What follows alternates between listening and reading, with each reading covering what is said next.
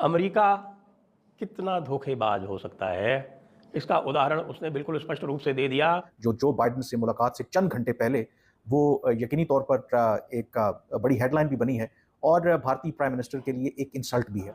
मोदी जी के पहुंचने के ठीक पहले उसने खालिस्तानी ग्रुप्स को बुला के और मीटिंग की, वो भी किसने? सीधे व्हाइट हाउस ने। व्हाइट हाउस ने उन सिख रहनुमाओं को जो खालिस्तान मूवमेंट की हिमायत करते हैं, जो भारत मुखालिफ हैं, पहली मर्तबा व्हाइट हाउस में दावत दी है और उन्होंने वहां पर ब्रीफिंग कॉलिसियम के अंदर जहां ये स्पीच देंगे, वहां से थोड़े फासले के ऊपर एक गुरुद्वारा साहब है, इन्होंने उसको वेंडलाइज करने की कोशिश की, वहां पे एंटी मोदी इन्होंने पेंट किया। तो ये बताऊं कि ये जो मीटिंग है व्हाइट हाउस की तरफ से इनिशिएट की गई, तो भैया इसके लिए थोड़ी तालियां बजा देते हैं, क्योंकि आपको ये चीज समझ में आनी चाहिए। देखिए यार, एक जो टेररिस्ट स्ट्रक्चर है वो टेररिस्ट से ही मिल सकता है। गुरपतवंत सिंह पनुन, जिनको कत्ल करने की साजिश बनाई थी भारत ने, उसमें निखिल गुप्ता और जो उस वक्त रॉ के चीफ थे समंत गोयल, ये सब लोग शामिल थे इसमें। और व्हाइट हाउस ने उनको एश्योरेंस दिया है on the eve of the visit of the prime minister of India कि साहब आप बिल्कुल महफूज हैं, आप बिल्कुल सेफ हैं, आप बिल्कुल चिंता मत करिए, और यूएस टॉलरेट नहीं करेगा अगर बाहर की कोई शक्तियां आके आपको हार्म करेंगी। ये सब ड्रामा व्हाइट हाउस ने रचा है। सिख फॉर जस्टिस जो है ना, सिक्स फॉर जस्टिस, ये एक मूवमेंट चल रही है और खालिस्तान की मूवमेंट भी चल रही है। तो इन सब लोगों के लिए जो ये समझते हैं कि खालिस्तान बनाएंगे तो हम ये करेंगे तो वो करेंगे, इनके लिए आज जवाब आ गया है। कांग्रेस के लिए भी, मेरे पप्पू भाईजान के लिए भी, कि भारत के नए एयरफोर्स के जो हेड हैं उनका नाम है अमरप्रीत सिंह। और ये खालिस्तानी गधे हैं एकदम, इनको गधे।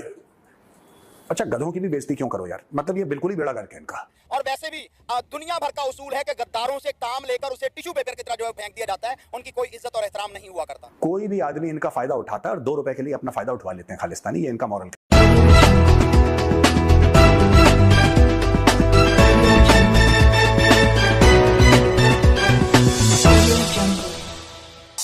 कॉलिसियम के अंदर जहां ये स्पीच देंगे, वहां से थोड़े फासले के ऊपर एक गुरुद्वारा साहब है, इन्होंने उसको वेंडलाइज करने की कोशिश की, वहां पे एंटी मोदी इन्होंने पेंट किया कुछ दिन पहले, और अल्टीमेटली उसको अमेरिकन लॉ एनफोर्समेंट उसके पीछे नहीं जाएगी, क्योंकि this is not they are interested in. दूसरी जो आपने बात की है अगले दिन, बिल्कुल मैं जिस पे इस वक्त खबरों में आ चुका है कि प्रितपाल सिंह हैं, उनको बाइडेन साहब तो नहीं, व्हाइट हाउस का कोई 3rd 4th टियर का जो है वो बंदा मिला है उनको, हालांकि उसकी कोई सिग्निफिकेंस नहीं है।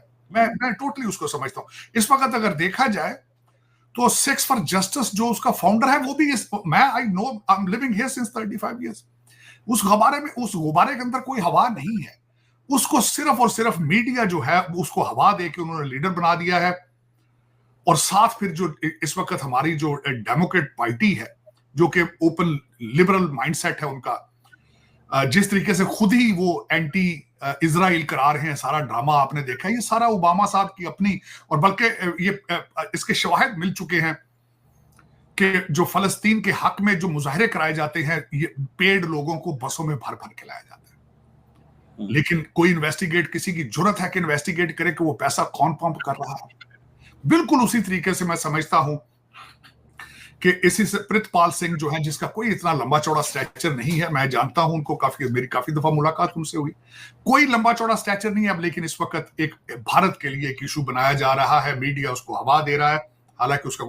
चौथी जो बात आपको बताना चाह रहा था, कल परसों फिर यही सिख लीडर जो है, जब भी मोदी साहब आए या कोई भी बाहर से बंदा आता है चीमा साहब, तो ये उनके सम्मन जो कि लेना कोई बड़ी बात नहीं है। मैं खुद जाके कल रिक्वेस्ट करके आपके खिलाफ भी सम्मन ले सकता हूं, सर्व कर सकता हूं। It's not a big deal, it's a part of judicial system. वो ऐसे नहीं है कि आपको किसी पे उन्होंने आपको मुजरम करार दे दिया। इन्होंने अजित डोवाल साहब के लिए इन्होंने सम्मन लिए हैं सिर्फ आने के लिए।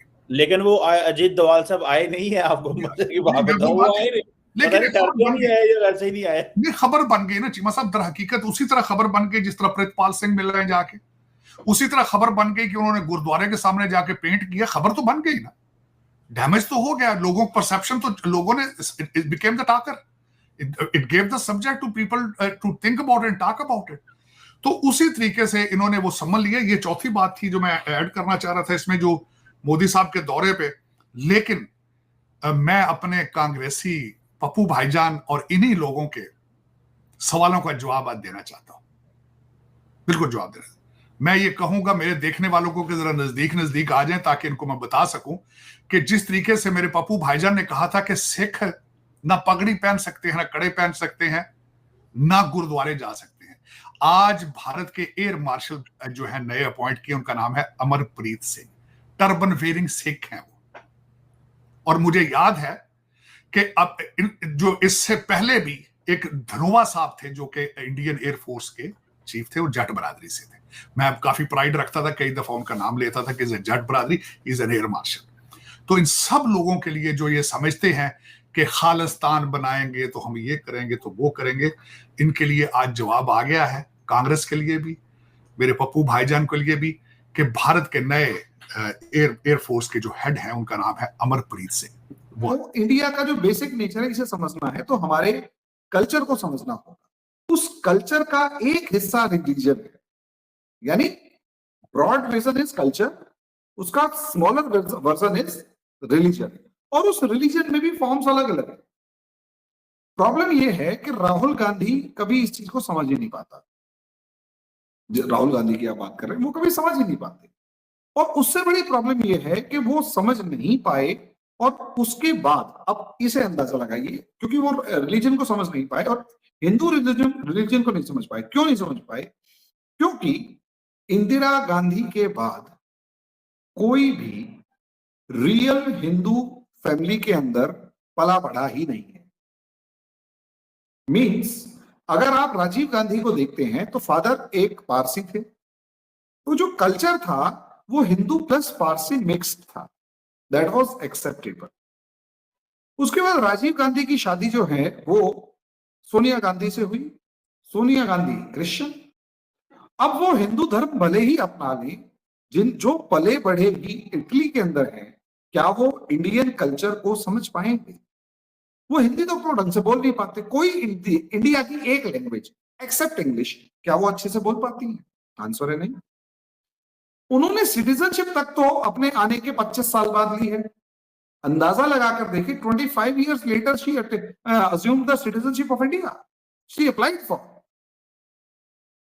तो कल्चर क्या राहुल गांधी और प्रियंका वाड्रा की अपब्रिंगिंग के अंदर इंडियन या हिंदू कल्चर रहा होगा या इटालियन कल्चर मिक्स हो गया होगा? आंसर है कि राहुल गांधी का जो, और यही रीजन है, राहुल गांधी को कभी कोई इंडियन लड़की पसंद ही नहीं आई। आप राहुल गांधी की जितनी गर्लफ्रेंड्स के नाम जो एलिगेशन है, प्रूफ नहीं है, उनको आप उठाकर देखिए, सारी की सारी लैटिन अमेरिकन या यूरोपियंस है। नमस्कार दोस्तों, आज की एक और नई वीडियो में आपका स्वागत है। और अमेरिका इतना बड़ा धोखेबाज मुल्क है, वो पता तो सबको था, आज उसने प्रूव भी कर दिया, क्योंकि पीएम मोदी के जाने से जस्ट पहले उसने खालिस्तानियों को व्हाइट हाउस में बुलाया और उनको बुला के उनके साथ मीटिंग की और उसमें बताया कि तुम लोग यहाँ पे सेफ़ हो, तुम लोग आज़ाद हो, यहाँ पे तुम लोग जो चाहो कर सकते हो, चाहे इंडियन एम्बेसी में जाके अटैक करो या कुछ भी करो, और तुम्हारी सिक्योरिटी जो है वो अमेरिकन्स की रिस्पॉन्सिबिलिटी है। ये सब करके अमेरिका ने एक बार प्रूफ कर दिया कि वो कितना बड़ा धोखेबाज देश है और किसी भी हद तक वो गिर सकता है। क्योंकि अभी देखो, जस्ट बांग्लादेश में इंसिडेंट हुआ, बांग्लादेश में जो भारत के सपोर्ट की गवर्नमेंट थी वो गिरा दी उसने, और वहीं पे पाकिस्तान के सपोर्ट करने वाली गवर्नमेंट जो है उसको बांग्लादेश में बिठा दिया। तो ये इसका कुछ पता नहीं चलता है कि ये दोस्ती से कर रहा है कि दुश्मनी कर रहा है। सामने से मीठी मीठी बात कर रहा है, लेकिन पीठ पीछे ये जो है ये इंडिया को हर तरफ से घेरने की और गिराने की भी कोशिश कर रहा है। इसके बारे में चाइना जो बात करता है वो एकदम ठीक ही करता है। ये किसी के सगे नहीं है, इनके ऊपर भरोसा करना बिल्कुल भी ठीक नहीं है।